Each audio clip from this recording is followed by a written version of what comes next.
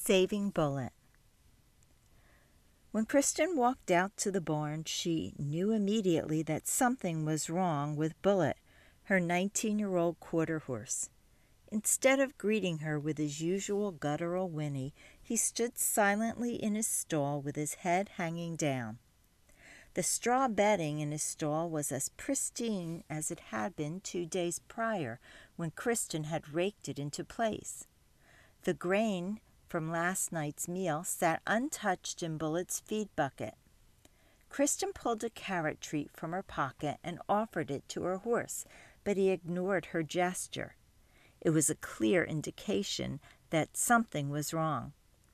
For a moment, Kristen lost herself in a reverie, remembering the day her mother had bought Bullet for her.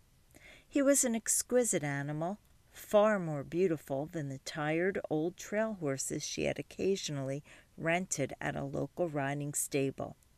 His august, sculpted head showed the Arabian bloodlines that were in his family tree. His alert eyes and upright ears gave him an intelligent countenance. His sorrel coat gleamed in the sunshine, and his long tail and mane fluttered in the wind whenever he cantered across the field. He had been her savior from school, where she struggled each day to keep up with the other students. He had also been her savior from the bullies who tormented her each day on the playground, making faces at her and calling her names. Back then, in 5th grade, whenever she jumped on her horse's back and cantered across green fields, bullies and bad grades were effaced from her mind. She was free, she was powerful, she was happy. Now she was morose. In the last month, the vet had made 3 emergency visits to treat Bullet for colic, the horse version of dyspepsia. It is a dangerous affliction.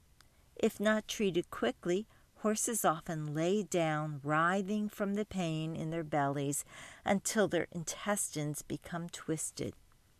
The thought of it made Kristen wince, for she knew that a horse's death would be imminent once it began rolling in pain.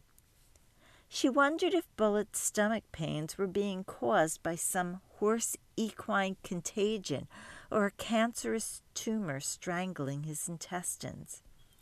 The only way to know for sure would be to send her horse for tests. That evening, Kristen gathered all her powers of persuasion and begged her parents for help. "Mom, Dad, Bullet has to go to the hospital. He'll die if he doesn't." "Kristen, that could cost thousands of dollars, and he's 19 years old already," her mother argued. "It's out of the question. It's time for you to grow up. You need to save money for your future. You'll need a new car soon. Someday you'll want to buy a house. You can't afford a horse anymore."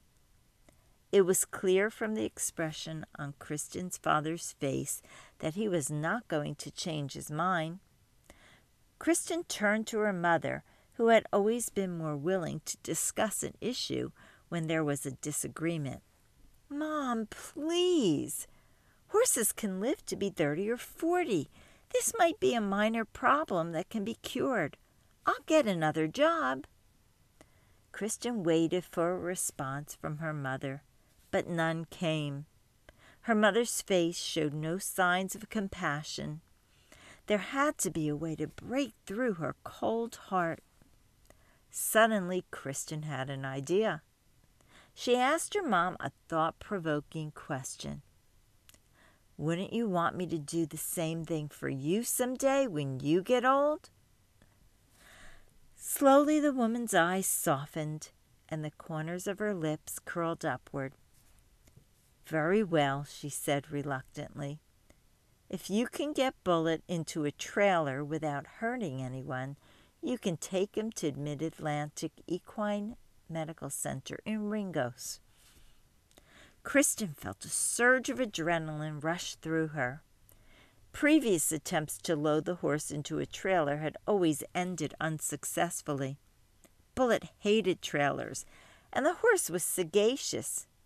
Whenever anyone led him toward a trailer, he would turn his body sideways, making it impossible to push or pull him inside. The process became a battle of wills. The harder the handlers tried, the more Bullet would resist, until eventually he would rear up, hurling his 1,200-pound body high into the air. Kristen knew that, for Bullet's sake, she would have to try one more time. She hoped with all her heart that this time Bullet would be too sick and weak to fight. Kristen called the medical center and fortunately was able to schedule an emergency visit for the following morning. At 8 a.m., when the truck and horse trailer pulled up to the barn, Bullet lifted his head and pawed nervously at the ground.